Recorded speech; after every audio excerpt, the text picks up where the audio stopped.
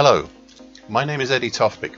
I'm Head of Technical Analysis and Senior Markets Analyst at ADM Investor Service International Limited. As is usual at this time of year, I have forgone the usual daily charts and instead I have concentrated on giving a longer term view using weekly, monthly, even yearly charts, but rarely using daily charts. Now, if you'd like to discuss any of these charts, I'd only be too happy to take your call. So without any further delay, let me introduce today's longer term chart.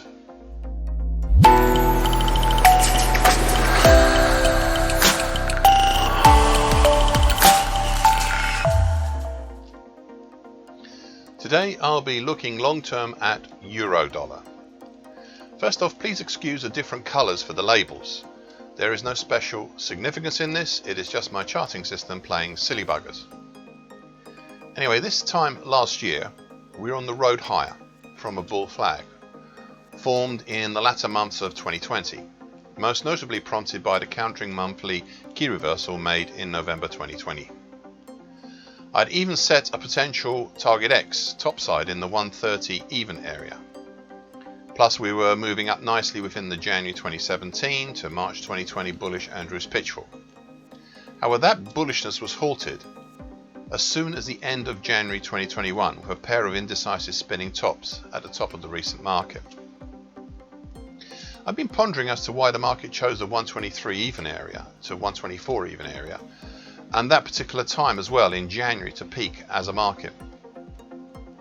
I think it is due to no single reason but a coalition of reasons. For starters, 123.76 was the 38.2% Fibonacci line of the big 1985 to 2018 move. It was also close at the time to the neckline of the complex head and shoulders pattern formed over 2003 to 2018 move, and that's currently 124.40. Additionally, whilst we had higher highs back in early 2018 and lower lows back in 2012 and 2010, the closes, and indeed some of the lows, were in that same 123.76 area.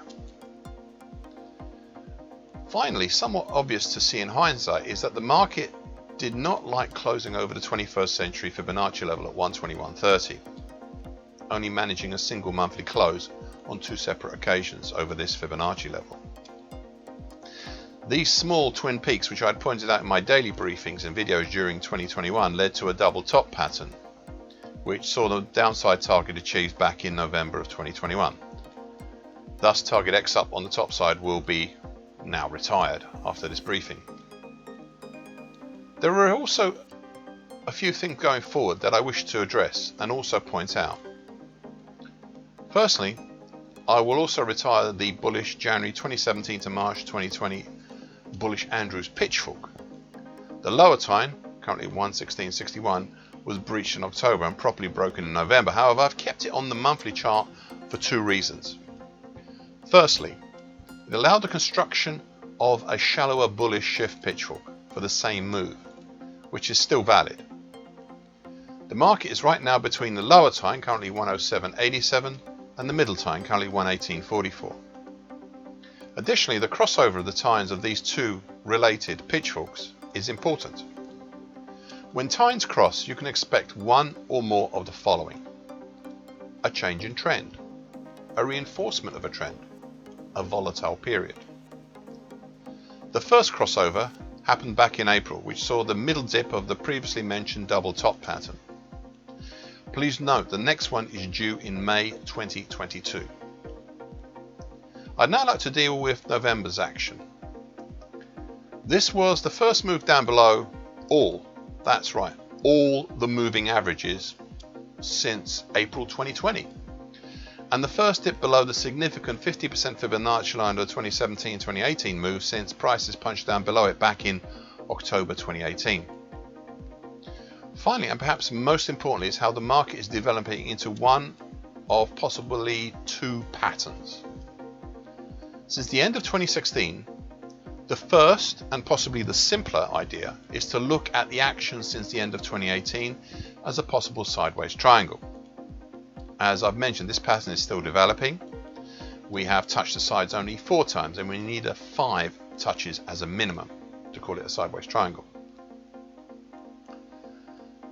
The parameters are the February 2018 to date downtrend, currently at 122.95, and the January 2017 to date uptrend, currently at 107.87, which is geometrically linked to the lower time of the bullish shift pitchfork.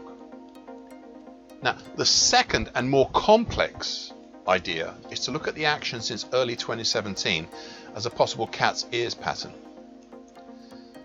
This is a pattern where you have a steep fall, as in 2014, then a sideways movement, as in 2015 and 2016, and then 2 peaks, as we've seen developing since 2017. Effectively, it is a double top formed over the period since 2017 to date, inside a declining market.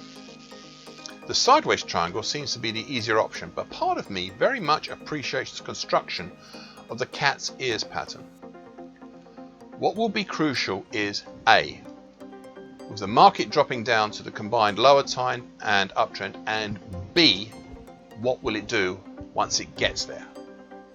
Right now, it seems the only thing that's holding up the market is a Fibonacci combination made up of the 50% Fibonacci line of the 1985-2018 move at 112.45, the 38.2% Fibonacci line of the 21st century Fibonacci line, Fibonacci move at 112.08, and the more recent 38.2% Fibonacci line of the 2017-2018 move at 111.86.